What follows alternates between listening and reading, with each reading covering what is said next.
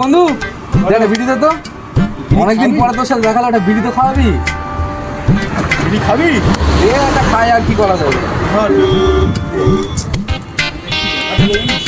চা বাড়া বিড়ি নিলাম, তোর বুকি কি হলো? এই বিড়িটা কিনতে গিয়ে কতটা কষ্ট হয়ে গেছে আমার। তার মানে বহুত টাকা গুছিয়ে বিড়িটা আমি কিনেছি। এই বিড়িটার দাম তো 10 টাকা। বহুত টাকা তো 10 টাকায় 10 লাখের সমান, জানিস? কেন? মনের মধ্যে অনেক কষ্ট, তোর আর কি বলি। সবার কাছ থেকে 1 টাকা করে নিয়েছি আমি, নিয়ে এই বিড়িটা কিনা। মার কাছ থেকে 1 টাকা, বাপের কাছ থেকে 1 টাকা, আমার দিদির কাছ থেকে 1 টাকা, ভিক্ষাও করি। মেরেছে। বিড়িটা খাচ্ছিস, খা, কিছু বলছি না, বন্ধু হোস তো। ভাই বিড়িটা করে তোকে দিয়ে দে।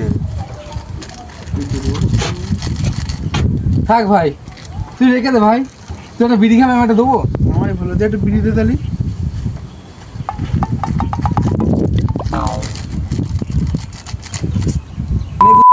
প্রতিদিন আমার দোকানে যাস, 1 প্যাকেট করে বিড়ি কিনে দেবো তোর, ঠিক আছে? ঠিক আছে। এত কষ্ট করা লাগবে না, যা।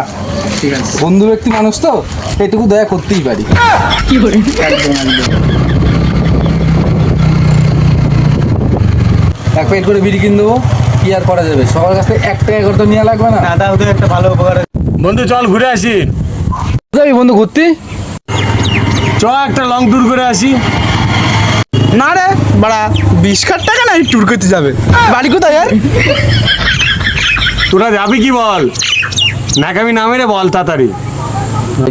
চ, যখন বলছিস ঘুরতে যাবি, তা ঘুরে আসি। বন্ধু চল তুই। না রে, যাবো না। তোরা বাবার টাকায় ফুটানি করছিস, আমার তো টাকা পয়সা নেই, আমি যাবো না।